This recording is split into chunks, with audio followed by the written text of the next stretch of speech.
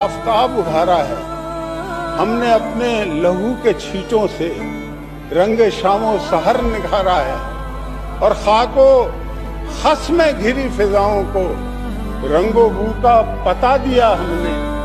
कायनात एक दश्ते वीरा थी, गुल बदामा बना दिया हमने। शाहिदुल्लाह साहब के बारे में मैं जितना भी कहूँ कम है। मुझे ऐसे लग रहा है जैसे मेरे कोई वालिद जैसा फिगर या मेरा फैमिली मेंबर चला गया इस दुनिया से। और अगर मैं पर्सनल एफिलिएशन से हट के देखूं तो मेरा ये ख्याल है कि शायद पाकिस्तान को, सिर्फ मुस्लिम लीग नून को नहीं, सिर्फ जमहूरियत को नहीं, पाकिस्तान को दोबारा कोई मुशाहिदुल्लाह नहीं मिल सकता।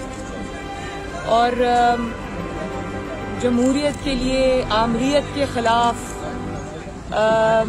सबसे जो ज्यादा सेनेट में तवाना आवाज थी वो इनकी शाहिदुल्लाह साहब की थी। और मेरी पर्सनल उनसे जो एक रिलेशनशिप था वो एक बाप बेटी जैसा था।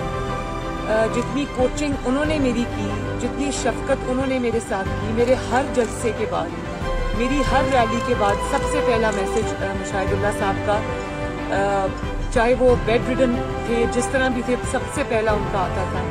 मेरी तकरीर की तारीफ भी किया करते थे, मुझे गाइड भी करते थे और मुझे करेक्ट भी करते थे। और बहुत सारी चीज़ों में मुझे उनकी जो उनका एक फ़न खताबत था और जो जितना इल्म का दरिया थे वो मुझे उस तरह से वो गाइड करते थे। तो मेरे लिए तो बहुत बड़ा लॉस है, बहुत बड़ा लॉस है जो कभी भरेगा नहीं। अल्लाह ताला उनके दर्जात बुलंद करे, अल्लाह ताला उनको जन्नतुल फिरदौस में जगह अता फरमाए। लेकिन Pakistan and Pakistan Muslim League in particular will never have another Mushahidullah. Thank you so much.